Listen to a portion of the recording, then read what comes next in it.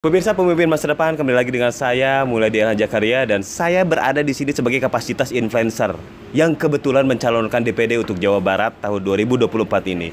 Saya ingin perkenalkan beliau adalah Pak Bambang Diponegoro atau yang lebih akrab disapa Pak Bambang Dipo. Dan beliau adalah salah satu orang yang memang mengingatkan saya ketika saya terdepan, menendang saya ketika saya terlambat, dan membisiki saya ketika saya berada dalam bahaya memasuk jurang. Terima kasih Pak Bambang. Sebagai seorang praktisi juga akan menggelar doa bersama di Gunung Padang pada bulan purnama, kalau nggak salah 29 September. Bulan ini tanggal 29 September ini purnama. Itu maksudnya apa Pak? Silakan. Saya punya rencana, punya wacana ingin menyumbangsikan diri, karakter kepribadian saya, mengajak teman-teman untuk kita tirakat. Pada zaman dulu kita ini tirakat para leluhur. Pas di terang bulan, kalau kita diberi kesempatan di Gunung Padang di sana, kita akan tirakat rame-rame lah. Untuk menentukan siapa tokoh pemimpin yang bisa kita orbitkan. Saya ikut. Siapa yang mau ikut silakan info @pmd.co.id. Berada wawancara eksklusif ini adalah sengaja saya menghadap ke beliau karena memang selama ini beliau biasanya itu diundang sono kemari, dan ini udah lama nggak kelihatan nih kemana aja nih. Kita keliling untuk menambah energi baru karena situasi sekarang ini sudah tidak memungkinkan kalau kita tidak tirakat. Mohon izin ini udah lama nggak kelihatan nih Pak Bambang. Biasanya ini kan ada tempat-tempat khusus nih yang Pak Bambang ya kumpul dengan beberapa orang pejabat yang lain-lain. Saya nggak usah sebutin ya. Itu maksudnya apa sih Pak? Kumpul-kumpul itu revolusi pola pikir atau memberikan arahan terkait budaya atau apa? Saya berkumpul dengan teman-teman itu memberikan suatu solusi pandangan. Manusia itu tidak boleh angkuh, egois, temperamental. Karena egois dan temperamental itu tumbuh di dalam karakter kepribadian masing-masing. Yang dikatakan energi terlalu tinggi akibat daripada keinginan yang tidak kesampaian, timbullah namanya keangkuhan tadi itu. Berarti dalam artian ekspektasi yang terlalu melampaui batas. Ya, ini yang kadang-kadang dipunyai keseluruhannya, itu disebut ini aku punya, ini aku punya, ini aku punya. Ini yang keliru. Harusnya gimana tuh Pak? Harusnya kan begini, kita harus sadar diri, kemampuan kepribadian kita ini ada tingkatan. Tingkatan kodrat, tingkatan leluhur, turunan, tingkatan belajar. Nah, di antara tiga ini, teman-teman tuh banyak mempunyai cuma dua, leluhur dan belajar. Akhirnya benturan. Karena kalau belajar itu adanya tingkatannya itu argumentasi terus yang tidak ada habisnya. Memberikan angkuh masing-masing. Kalau leluhur merasa, wah dia anak turunan raja, anak ini. Ini selalu turunan. Itu bertolak belakang. Lain dengan kodrat. Orang kodrat ini tanpa belajar pun dia sudah diberikan suatu pengetahuan ilmu. Nah, pengetahuan ilmu ini kalau itu di-manage kepribadiannya, maka jadi utuh dia menjadi sempurna. Nah, tidak, tiga bagian tadi itu. Kodrat, turunan, dan belajar. Isi dunia cuma tiga. Kodrat, turunan, belajar. Ini yang dikatakan atom-atom atau molekul genetik yang tidak sama. Setiap manusia dilahirkan mempunyai satu kelebihan masing-masing. Tidak sama. Nah, ini kalau tidak kita manage kepribadian itu, maka akan jadilah setan lawan jin. Setan lawan jin itu gimana? Jabarin sedikit, takutnya gagal paham di teman-teman saya. Setan dan jin itu lawannya temperamental satu, emosian. Yang kedua angkuh. Jadi seakan-akan aku yang lebih bagus, aku lebih bagus. Ini yang selalu benturan. Ini kejadian sekarang di bumi dunia ini. Ini kejadian udah. Di mana perang itu timbul-timbulnya keangkuhan, kekuasaan. Ini kerusakan daripada atom. Nah, atom ini siapa yang buat? Manusia sendiri.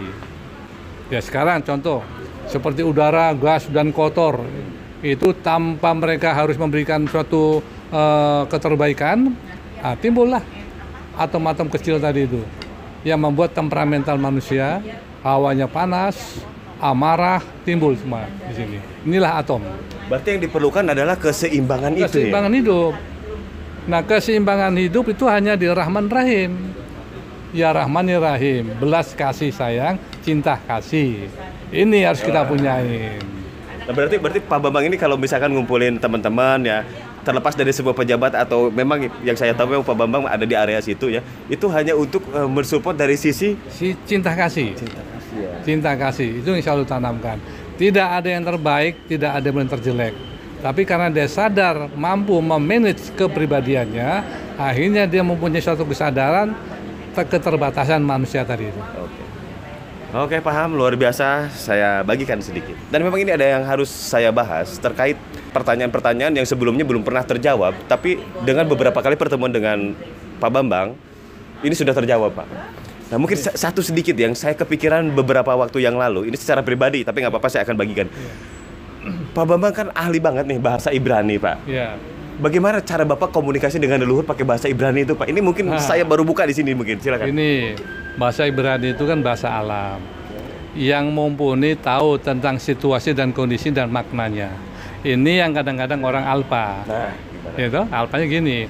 Setiap di darah daging manusia itu ada namanya suatu insting dan naluri. Nah, insting dan naluri itu yang kita sebut sentuhan jiwa. Dari sentuhan jiwa itulah kita bisa connect apa manusia ini maunya. Nah, ini yang orang tidak punya itu. Bapak ahli banget di situ, Pak. Saya artinya memahami itu, bukan ahli, Iya, memahami. Akhirnya di dalam tubuh manusia ini apa yang dia mau saya sudah tahu. Saya sudah tahu juga berarti. Ya. Nah, itulah karena sudah tahuan ini saya perlu pembinaan. Kalau kita kira di dalam tubuh manusia itu temperamental, saya coba kurangi. Kalau harus puasa, makannya ini, jangan kamu terusin ini. Warnamu baju harus begini. Dalam pembahasan itu redam suara temperamen tinggi. Itu namanya tun. Tun itulah setan. Tun suara tadi itu. Oke. Nah, tun itu setan dalam bahasa kita. Karena apa? Sosok seorang tun suara keras kan dia harus punya tata krama, tata laku, tata rasa. Manggil orang kan harus punya unggu-unggu. Betul. Yang lebih tua kita anggap abang, bapak, ibu, mami. Yang termuda kita panggil dik. Tapi ini hilang. Nah, akibat daripada hilang inilah namanya budaya itu hilang dan jadilah temperamental jin dan setan berkuasa dalam tubuh manusia itu. Oke. Ini sangat selaras sekali karena saya sempat beberapa kali Pak Bambang ini menerjemahkan bahasa Ibrani. Itu berarti leluhur sendiri pun ingin menyampaikan sebetulnya ya. ke generasi muda. Ya. Kepada alam ya. Pada alam. Karena kejadian-kejadian sebelum terjadi kita sudah analisa, oh nanti jadinya begini. Tapi kan itu tidak bisa kita utarakan karena membahayakan. Ada yang senang dan tidak senang. Tapi karena mereka ingin tahu, ya kita coba memahami satu-satu. Supaya mereka memahami, jangan sembrono belajar tirakat. Harus tahu unggah-ungguhnya, punya catatan dan tingkatan. Nah itu. Oke, benar. Tentang bahasa Ibrani, karena saya sempat browsing bahwa sangat jarang sekali yang memahami itu. Di Indonesia banyak Pak yang ngerti. Ya di Indonesia itu banyak belajar hanya sebagai connect.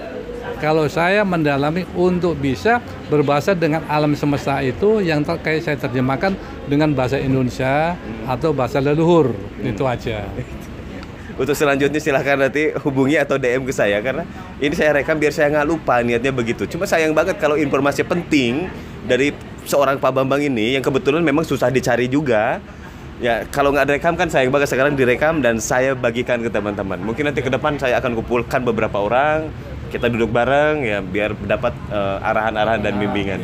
Gitu. Pak Bambang terima kasih banyak atas waktunya dan saya mohon izin untuk segera mengedit dan menyebarkan video ini karena sangat luar biasa video ini. Terima kasih Pak Bambang.